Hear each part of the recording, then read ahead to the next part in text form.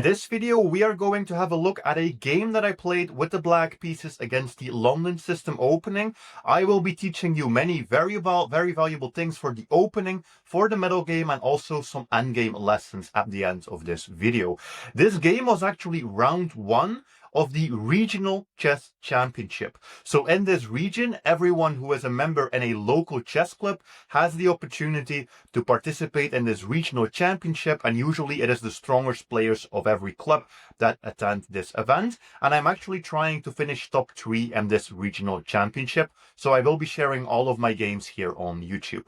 So I was playing with the black pieces against the London system opponent rated about 1650, and I was trying to use a new opening that I am building to play against the London system. So the opening moves, very normal, e3, e6, and I was a little bit confused here by my opponent's choice to play the move pawn to a3. I'm not really sure why they played this.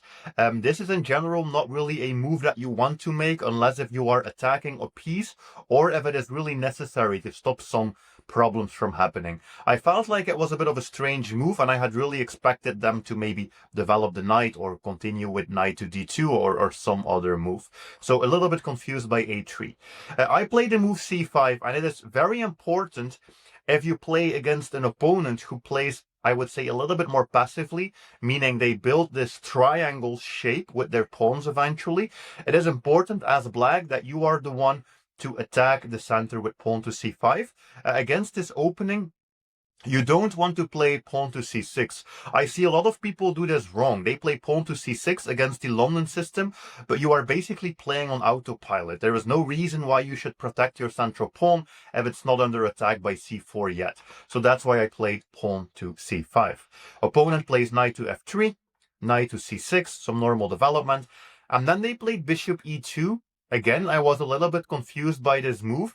Bishop d3 is, of course, the standard move and the London system, but the way that this game has turned out, bishop d3 would actually also be a bad move because of c4 and then eventually b5. And black can really gain space on the queen side and start pushing these pawns.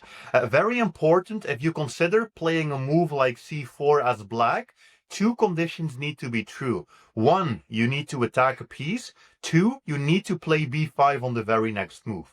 So, for example, here, if my opponent plays this move, it would actually be a mistake to push c4, because one of the two conditions is not true. We are not attacking a piece. This is what is called overextending in chess. You are pushing a pawn too far up the board. They can start attacking it. This pawn on d5 actually becomes overloaded, meaning it has to both protect c4, it has to protect e4, and suddenly white gets good development, white gets the center, and everything goes wrong. So keep this in mind, those two conditions, if you want to push your c-pawn. All right. So they played bishop e2. Here I was actually thinking for a moment. I considered playing the move knight to h5. That did not happen in the game. Knight to h5 to attack that London bishop and see what happens. But I have experience playing against this move bishop to e5.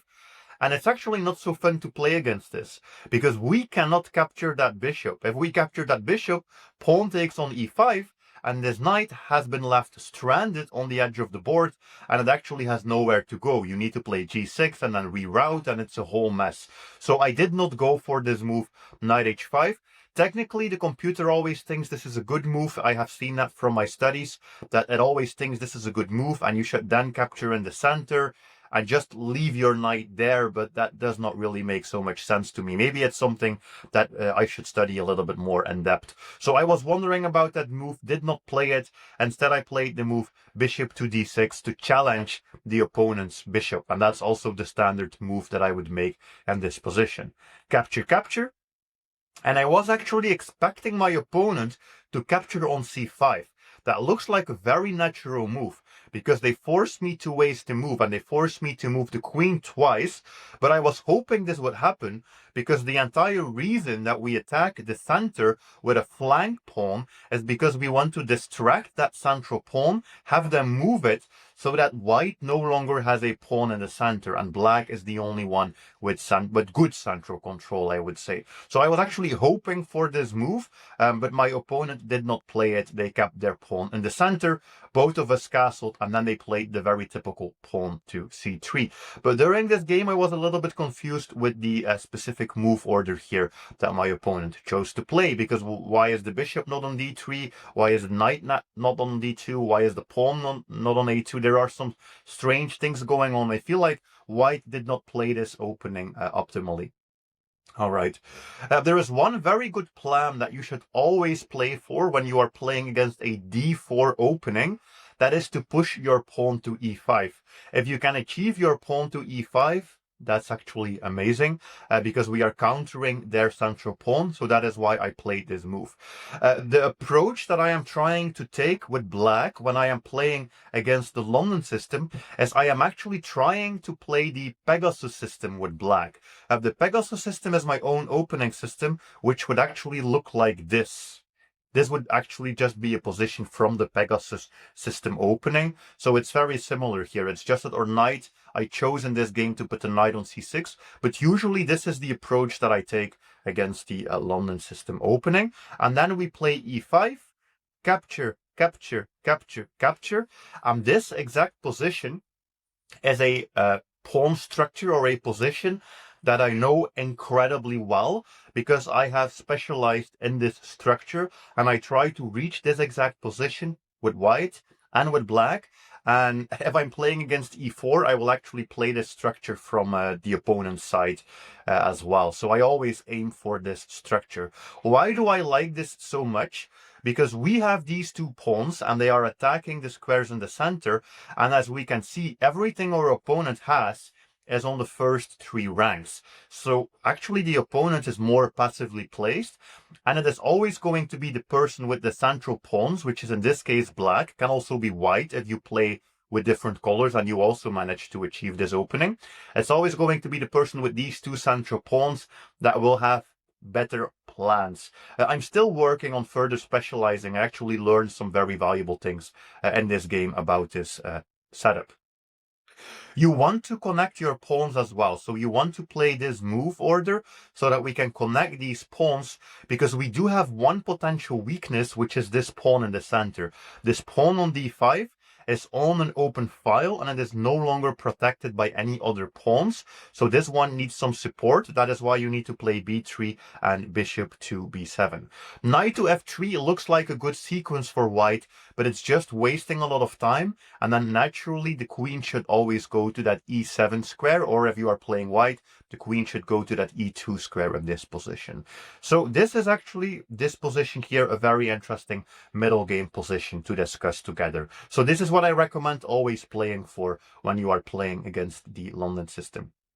So there are a couple of things going on in this position. First of all, white only has one plan. White only has one plan, and the plan for white is to try to double up the rooks on this file and hope that they can put enough pressure to win that pawn. That's basically the plan for white. Black has a couple of plans. First of all, at some point we could think about pushing pawn to d4 and opening the position.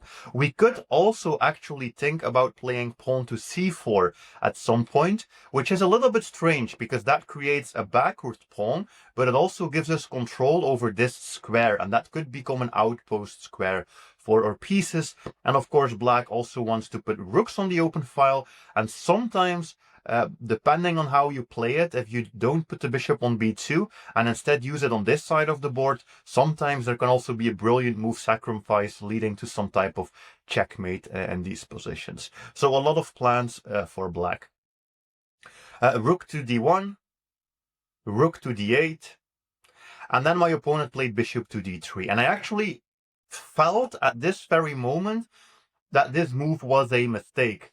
But I did not manage to figure out why it was a mistake. Now I have learned this after this first game. And I have actually used this since then to win more games. This is a mistake. And this structure, the bishop should keep an eye on the knight. So if you want, you can pause. There's actually a very nice sequence that black can play here. It's a very typical plan in this position, which is to play d4. And after we play d4, our bishop opens up. We build our pawn chain. And if we can take that knight, we can double their pawns. They have no time to go back because takes, and queen goes to e3 with a check. So the queen is important on this file because we are putting pressure on that pawn. So they cannot go back. They would have to start capturing, and we just take that knight, double the pawns, capture back in the center, but very important, we have to at least temporarily be down a pawn as black. We cannot play rook takes d4 because of a very simple sacrifice. Bishop takes h7 with a check, and then eventually we drop the rook. So the end goal, the position that I should have played for, is this position. And if we look at this position, it's clear that at least black is slightly better. Why? Well, it always comes down to pawn islands in the end. We have a pawn island on the left, we have a pawn island on the right. We have two pawn islands and they look okay. My opponent has this pawn island, this isolated pawn, these doubled pawns, and then this pawn. So my opponent has 4 pawn islands. I only have 2 pawn islands. The player with more pawn islands is always going to struggle because my opponent here has so many different weaknesses. I can double up the rooks. I can start attacking this pawn. I can attack these pawns. Black should technically win this game at some point. Maybe with perfect play, it's still drawish, but this should be the good position for black. So this moment, this was really a missed opportunity. I have learned this and I would play this differently in the future if I got this position again. So remember this, because if you want, you can actually play this exact line against the London system. Instead, I played knight to e4, which is usually a good move as it prevents the opponent from doubling and it also blocks the diagonal. But of course, white simply has the move knight to d2, and it's after they played his move I actually realized that maybe there should have been something better, and maybe I messed up. I looked at this for a while, but if you have been following my journey and my club championship, you might know that I have struggled recently with getting too many drawn positions against lower rate players, and I need to learn how to squeeze an equal position and win from a very small advantage. So I am trying now in my games to avoid trading. You might not have guessed that based on the way this game went so far, but I'm trying to avoid trading. So I knew after this move, I don't want to just take this. It makes the game so simple, and this is going to be a draw. This is going to be a draw. I could also go back, but then I thought they will just go back and it will be a draw. No, of course not. If they go back, I can play pawn to d4, which I did not know at the time was actually a plan. So I actually chose to play f5. This is a risky move. I knew the very moment that I made this move that this was not going to be the best move available to black. But I have come to a point where I so desperately want to avoid draws that I was actually willing to risk this. In the end, probably it was not worth it. I should have gone for the other plan, but I basically risked playing an inferior move just because I wanted to create something in the position. All right, rook to e1, pawn to g6. I need to be careful that maybe if they play f3, I have to move the knight and I don't want to drop f5. And then my opponent plays f3, and I just have to make a decision. Trading the knights is actually the best option in this position, but I decided to just go back with the knight.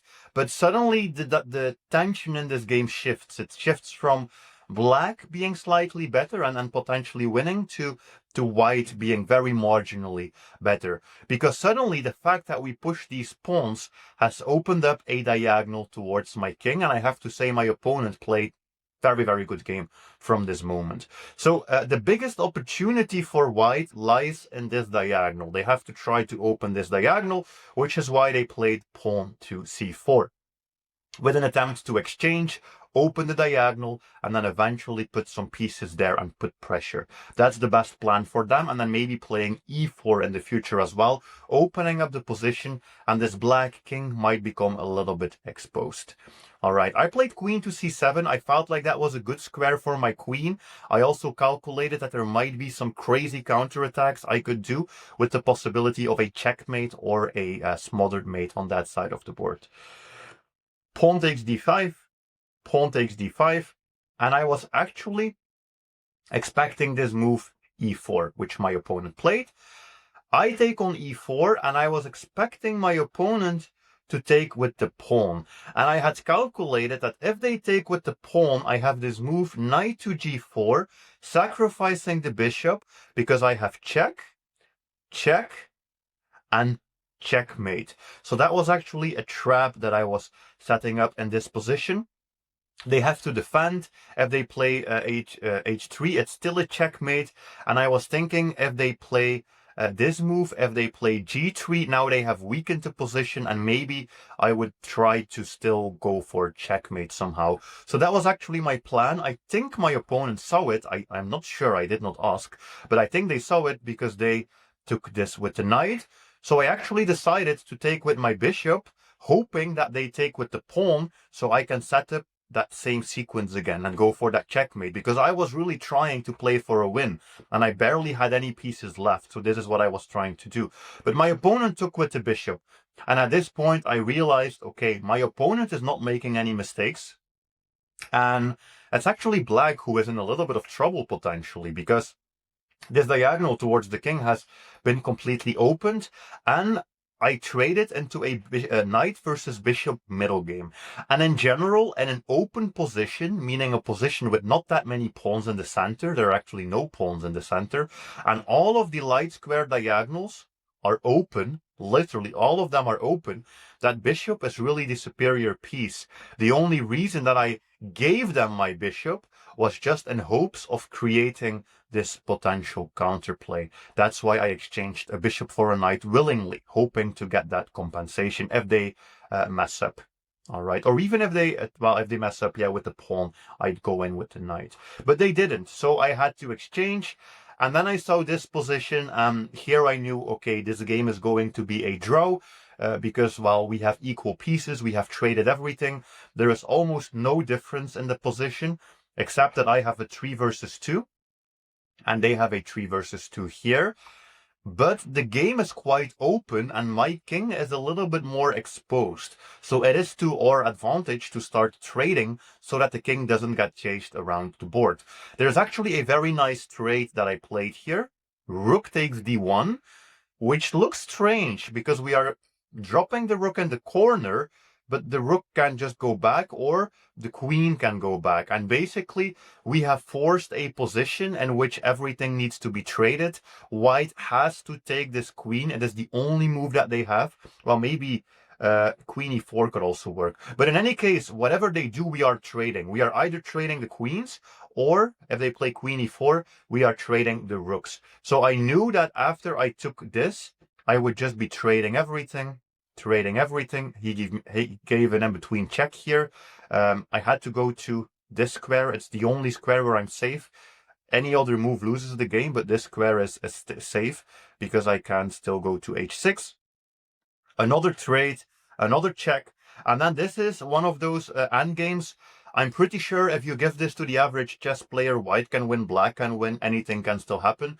But between two strong players with enough time, this will always be a draw because the pawns are equal. But technically, any one of us could blunder the wrong queen check and suddenly lose the queen, lose a pawn, and the entire game could collapse.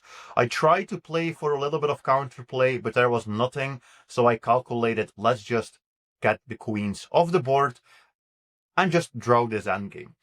This endgame, I say draw this endgame. Yes, this endgame is a draw, but both black and white can still lose. And that's why I'm going to give you an endgame lesson here, because I think most chess players would, with most chess players, I mean most online chess players below 1600 for sure, would just mess up this endgame. White could win, black could win. It's quite complex potentially. So let's just start with a simple move, check, king over, and then here is really where the game begins. So what do you think about in this position? Well, black has a majority of pawns on the queen side, meaning we have 3 versus 2. So black wants to create a passed pawn, a pawn that can promote on the queen side. To do this, we would need to either push pawns on this side of the board, or it could also be very useful, of course, to get our king over there and start picking up some pawns so that we can promote. So white needs to prevent this. White needs to make sure that our king cannot just start going over there. So they need to play the move king f3. It is the only move to keep the draw, because they need to prevent us from going closer. Here, multiple moves work. I play to move h5. All right, white plays g3. And then I decided, okay, it is time to start pushing pawns there. The reason that I played h5 is because I did not want to play this and then get checked and have to go back. And I felt like this was quite passive for black. We are getting chased to the wrong side of the board. So I started with that move h5 to make this impossible. Okay, and now it's time. It's time that we start using these pawns, because we just need to push them so that we can create a passed pawn. Hopefully, we would like to distract my opponent so that they have to run the king over there, and then I just start snatching these pawns, and then I just promote on this side of the board. So there's actually so much going on here. This is another position in which there's only one single move that saves the game for white. So if white plays b3, which I'm sure a lot of people would play, white is already lost. a5 comes, and they are just too slow. It does not matter anymore what they do. We have the move b4, which is going to lead to a breakthrough. We are threatening to take the pawn. If they take us, we play c4, trying to promote. If they don't take us, we will take and promote. And if they take us, a4, again, trying to promote. And basically black wins this game. And that was basically what I was hoping for. I was hoping my opponent would misplay this endgame, play a move like b3, then I can promote. Or if they play the move b4, I can also promote. Or if they make any king move, literally, if they make any king move, I'm infiltrating and I'm also winning this game. My opponent played the only move that keeps a draw, pawn to h3, because white needs to instantly do the same, which is create a passed pawn on this side of the board and start pushing there. Okay, a5, we continue with the plan. g4, white continues with their plan. Some checks. Again, here we need to move the king, and there is only one single square that keeps the draw, which is king e6. If you go king to f6, you lose because they infiltrate and they just go and grab your pawns. So king e6 is the only move. King e4. And this is another very interesting position, black to play. At this point, we are no longer playing to win. We are playing to draw. That's the only thing we can hope for as black in this position, because my opponent played it perfectly. Only one single move keeps the draw here. So if you play c4, which I'm sure will be the most played move in general in this position, you lose this endgame. Check. Your king has to stay somewhere here to stop that pawn. White just infiltrates, white snatches the pawns, and white promotes. So you lose the game if you play c4. If you play king to d6, trying to go over here, you will also lose the game. It's more difficult, but white can play b3, and then eventually white will also move the game. So king to d6 also loses the game. What I was thinking in this position is, look, my opponent is going to create a passed pawn, and I will always have to stay behind with my king to stop it and to grab it, which means that my opponent will always be the first on the other side of the board with his king, and he will be the first to start snatching pawns. If that's the case, that means that white will always be up a pawn, at least. They will always end up in a pawn-up endgame. If my opponent is going to be up a pawn in the endgame, I need that to be the rook pawn. If all they have left is a rook pawn, then this is just a very simple draw from every single chess endgame course. So you should know your endgame fundamentals. That makes positions like this quite easy to play. So there's only one move that keeps black in the game. Pawn to a4. Pawn to a4. Okay, f5, take, take. I played king here, f6, king back, f7, which, by the way, f7 is the only move for white to keep a draw. If white plays anything else, white is actually losing again, because it would be a 3 versus 2 situation. So I'm telling you, if you play this online, this will never be a draw. Someone is going to mess up. Pawn to f7, I take, the king goes in. Okay, and this looks horrible, because the king is going to snatch the pawns, and then they will just start promoting. But remember what I said, we have to make sure that their one remaining pawn is a rook pawn. So I played the move pawn to b4. And it does not matter in what sequence we play, this is always going to be a draw. If take, take, king up, a3. And I'm going to either promote and win the game, or if they take, it's going to be just an equal endgame. So that was the plan. So pawn takes as a draw. King takes c5, which is what my opponent played. Pawn takes, the only move to keep a draw. Pawn takes, and now we have achieved what we wanted. White will grab this pawn, but the only thing that they have left is a rook pawn. And black is just in time to rush to the corner. Literally one move. If there was one move different in this entire endgame, it could have been different. We go to the corner, and this is a draw, because they can push, push, push, push until they get here, and then that is going to be a stalemate. There is no way for white to win this game. But it was a perfect game. I think we both played 98% accuracy. And I will also show you the standings here after this first round. If you want to follow my journey in this regional championship, I am building a playlist, and I'm going to post commentary on every single game.